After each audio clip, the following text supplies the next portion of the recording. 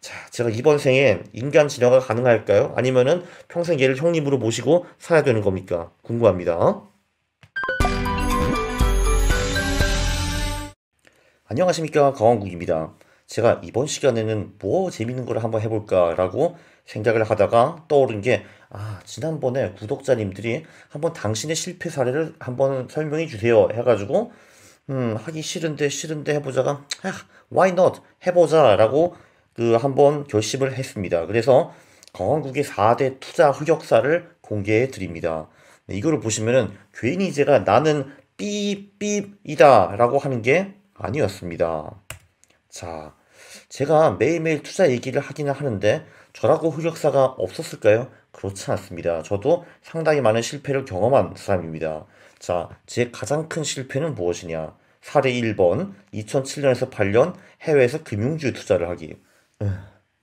네, 제가 그때 투자를 할 때는, 야, 금융주가 돈도 잘 벌고, ROE도 높고, 야, 그거 대비해서는 PBR가 꽤 낮은 편이네? 배당도 많이 주고 말이야. 오케이, 들어가 보자. 해가지고, 뭐, 영국의 로열 뱅크 오브 스코틀랜드, 로이츠 뱅크, 미국에 있는 노랄 파이낸셜, 이런 것들을 들어갔습니다. 다 배당이 높고, 네, 퍼가 적은 편이었고, 돈을 꽤 안정적으로 한 몇 년 동안 벌던 이제 그런 기업들이었죠.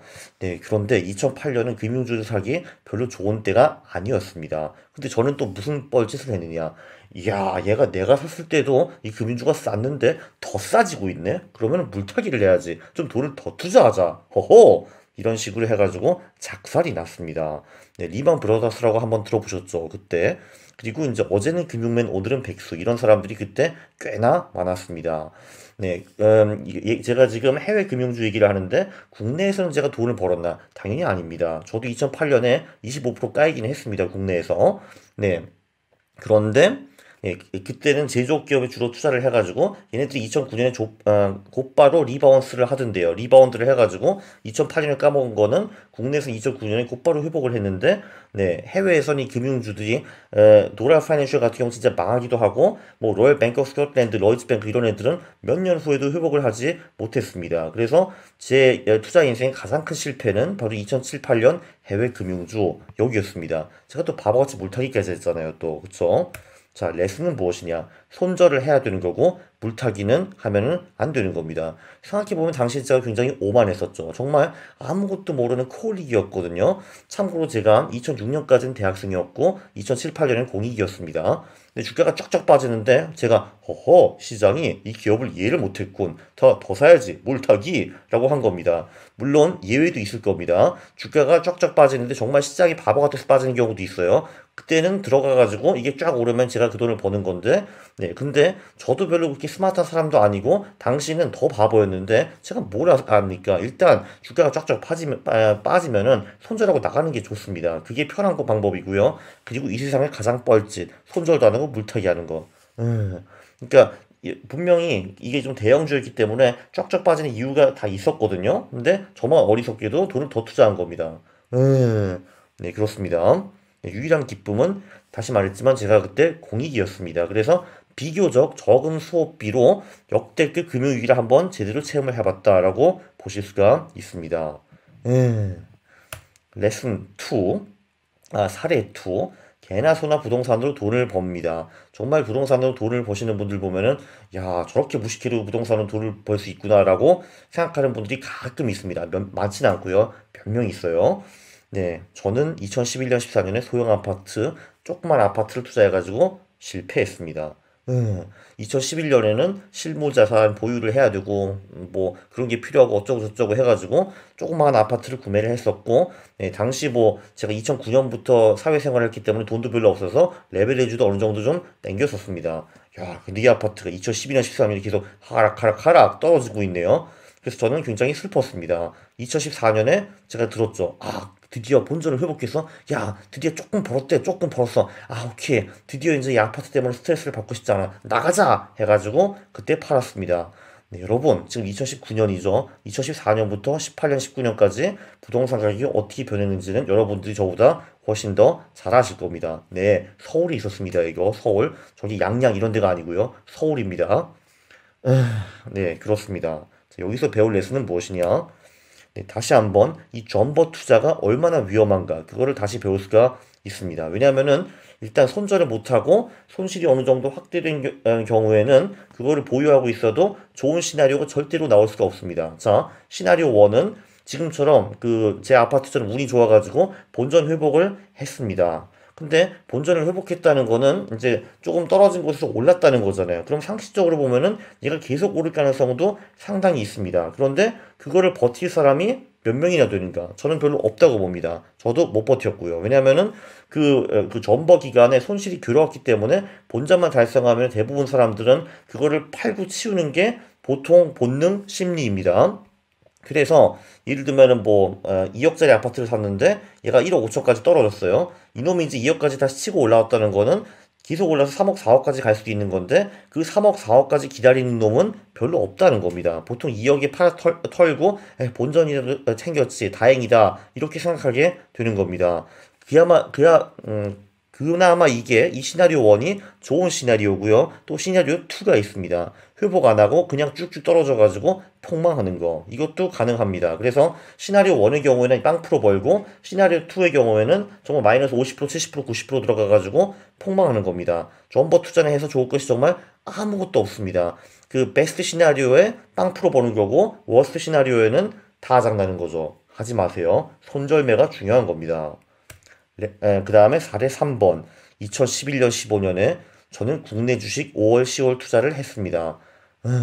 그 전에도 물론 5월 10월 투자를 했는데 그때는 제가 몰랐거든요. 5월 10월이 나쁘다는 거는. 제가 2010년 때쯤 눈치를 깠습니다. 이상하다. 내가 돈 버는 거 맨날 연말에 벌고 연초 4월까지 딱 벌고 5월부터 맨날 그 죽 쓰고 있네. 이거를 알았는데 저는 이렇게 생각을 했죠. 에이 그거는 우연의 일치일 거야. 에이, 말도 안 돼. 5월 10월 수익이 나쁠 근거가 하나도 없잖아.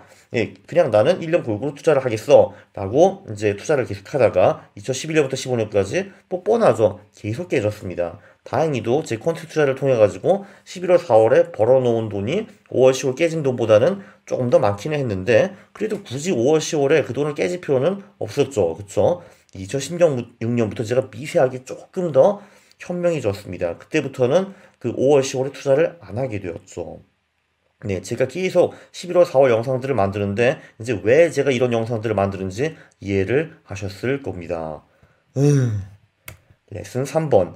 시장에서 모든 것을 설명할 수 없고 그럴 필요도 없습니다. 저도 사실 정확한 이유는 모릅니다. 왜 주식이, 특히 한국 주식이 11월 4월 수익이 좋고 5월 10월 수익이 개떡 같은 것인지 네, 모르는데요. 중요한 건 이겁니다. 몰라도 됩니다. 그냥 안 되는 거 하지 마세요. 이게 중요한 거고 아니 저는 2010년에부터 5월 10월이 별로 수익이 안 좋다는 거 알았는데 네, 일단 제대로 된 백테스트를 할 생각도 안 해봤고 정말 바보인가? 아니 이거 백테스트 하기 정말 쉽거든요. 왜 이거를 안 했을까요? 네, 저도 이해가 안 됩니다. 그리고 알면서도 왜 굳이 또 5월 10월에 투자를 해가지고 계속 깨집니까? 에휴, 도대체 여기 얘가 제 형님인지 동생인지도 헷갈립니다. 제가 하도 멍청해가지고. 제가 분명히 영상에서 말했죠. 가문의 원수에게는 5월 10월 사이 투자하라고 조언을 해보자라고 했는데 가문의 원수에게 추천할 짓을 제가 하고 있었습니다. 아! 예, 그랬죠. 에휴. 자, 그러면은 사례 4번. 왜 꼭 어차피 할 짓을 한 닥씩 미루나? 네, 저는 이제 2016년부터 조금 현명해졌다고 했는데 제대로 현명해진 게 아니었습니다. 2018년, 19년에도 이제 11월에 사고 4월에 팔면 되는 거였는데 이 매수 매도를 늘 꼭 한 달씩 미뤘습니다. 왜 이렇게 바보 같은 짓을 했냐? 2018년의 경우에는 4월 말에 팔았더라면요. 그 밑에 보시면 제가 빨간 동그라미 해놨잖아요. 그러면은 커스피가 대충 뭐 2,450, 80 이럴 때 팔 수가 있었는데 꼭 이제 바쁘다고 핑계를 대가지고 6월 중순인가 말인가 팔았는데 제가 기억하기로는 2,300에서 2,350 원짜리 팔았어요.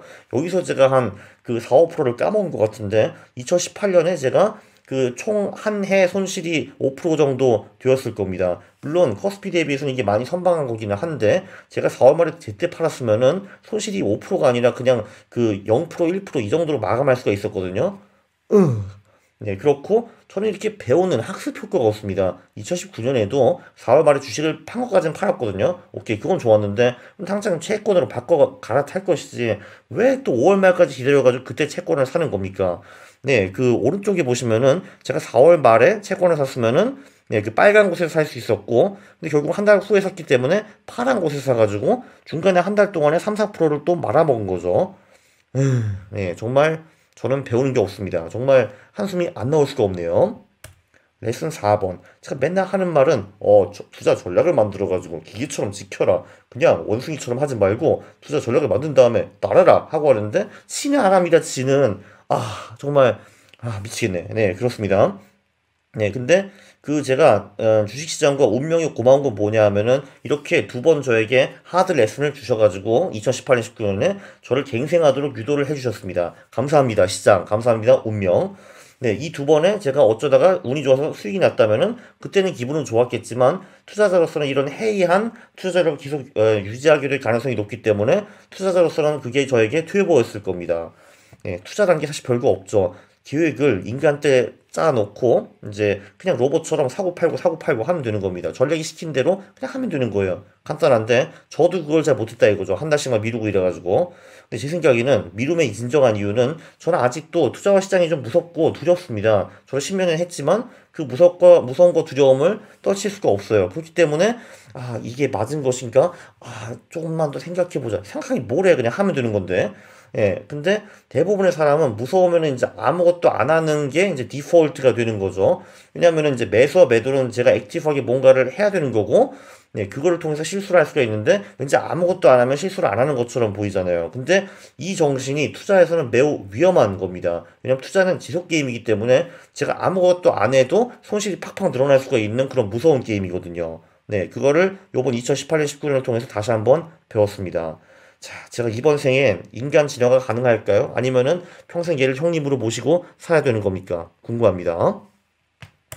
예, 레슨이 하나 더 있어요. 투자는 일찍 시작해야 됩니다. 이게 매우 중요한 건데, 그래야지 돈 별로 없을 때 대실수를 합니다. 제가 이제 4대 실수를 보여드렸는데, 사실 그 첫 번째 실수, 2008년 금융주 투자, 여기서는 손실이 많이 났어요. 그건 제가 인정을 합니다. 이게 치명타였고, 사실 그 다음 세 개 실수, 그 부동산이랑, 그리고 5월, 10월 투자를 한 거랑 2018년, 19년에 타이밍이 좀 늦었다는 거, 이거는 돈을 분명히 잃기는 했으나, 저한테 치명타를 줄 정도는 아니었거든요. 그러니까 어떻게 보면은 좀 더 가벼운 실수라고 볼 수가 있습니다. 자, 그런데 제가 이제 2008년에 그 큰 실수를 범했을 때 공익이었다고 했죠. 당연히 돈이 별로 없었습니다. 그래서 저는 치명타를 범했는데도 불구하고 데미지는 그렇게 크지 않았어요. 자, 여기서 포인트는 뭐냐 하면은 제가 수십억을 먼저 벌어놓고 막 투자를 들어갔어. 근데 제가 처음 하는 그 실수가 그 해외 금융 실수였습니다. 그럼 제가 몇십억을 잃었겠죠. 그러면은 거기서 오는 타격은 정말 어마어마했을 겁니다. 심리적인 타격, 자산적인 타격, 제 자존심 스크래치 이런 거 다 포함하면 아마 제가 그 후에 수십억을 잃고 상처를 받아서 투자에 다시 재기를 하지 못했을 겁니다. 제 투자 인생 거기서 끝났을 거예요. 근데 당연히 투자도 실력 게임이기 때문에 처음부터 투자 잘하는 놈은 별로 없습니다. 그거는 시장의 마법사들, 나중에 뭐 그 연 50% 100% 버는 그 사람들도 처음에는 실수를 많이 했고 많이 깨졌어요. 예, 그렇기 때문에 처음에는 깨지는 게 당연한 겁니다. 근데 대부분 사람들은 돈을 먼저 번 다음에 투자를 할게 라고 생각을 하는데 근데 그거는 매우 틀린 생각입니다. 돈을 벌든 안 벌든 몇 푼이라도 있으면 그걸로 곧바로 시작을 해야 되는 겁니다. 왜냐면은 처음에 시작하면은 큰 실수를 할 수밖에 없거든요. 근데 큰 실수를 할 때 내가 돈이 적어야지 데미지가 적은 거지. 뭐 예를 들면은 아니야 나는 이 일에 집중을 하겠어 일단 나는 커리어를 쌓을 거야 해가지고 40대 정말 뭐 억대 연봉자가 됐어요. 그때 이제 돈이 쌓이는데 오케이 드디어 3억 5억이 생겼네. 그러면은 한번 투자를 해보자. 내 형이 그러는데 신라진이라가 무조건 오른대. 오케이 내가 3억이 있어. 그러면은 이걸 다 집어넣고 대출까지 받아서 더 집어넣으면 내가 돈을 더 벌 거 아니야. 가자 해가지고 여기서 마이너스 80% 나온다. 예, 그러면은 이제 X가 되는 거죠. 그렇기 때문에 투자는 어차피 하면 대실수를 하게 되어 있는데 그거를 돈이 적을 때 해야 되는 겁니다. 그래서 일찍 빨리 시작해야 되는 거고 대학생이라도 제가 보기엔 투자를 무조건 해야 되는 겁니다. 이거 굉장히 중요하다고 저는 생각을 합니다. 이 레슨 5가 사실 지금까지 가장 중요했네요. 요약을 해보면은 제가 투자를 하면서 가장 아팠던 기억을 통해서 배운 레슨들은 첫 번째 가격 떨어지면 그냥 팔어 손절을 해야 되는 겁니다. 물타기는 미친 짓이고요. 그리고 다시 한번 손절 안 한 존버 투자는 비극의 씨앗입니다. 잘 되어야 플러스 0%, 안 되면은 X가 되는 거죠. 네, 그리고 3번. 시장을 이해하려 하지 말아라. 네. 그렇죠. 어차피 우리는 시장을 다 이해할 수가 없고, 시장도 이해할 수 없고, 솔직히 옆 사람도 이해가 안 됩니다. 근데 이해 안 되는 거, 안 되는 거, 그러니까 안 되는 거는 그냥 안 하면 되는 겁니다. 그걸 왜 굳이 이해하려고 합니까? 그렇죠? 네, 그리고 투자 미루지 말자가 원, 투가 있는데, 자, 원. 돈 있으면은 그냥 무조건 해야 되는 겁니다. 아니, 그게 아니라, 내가 돈을 일단 모아놓고 그 다음에 시작을 할게. 이게 아닙니다. 돈이 한 푼, 10만 원이 더 있으면 무조건 시작을 해야 되는 겁니다. 그래야지 대실수를 초반기에 할 수 있습니다. 돈이 없을 때. 매우 중요해요. 그리고 투자 미루지 말자 투.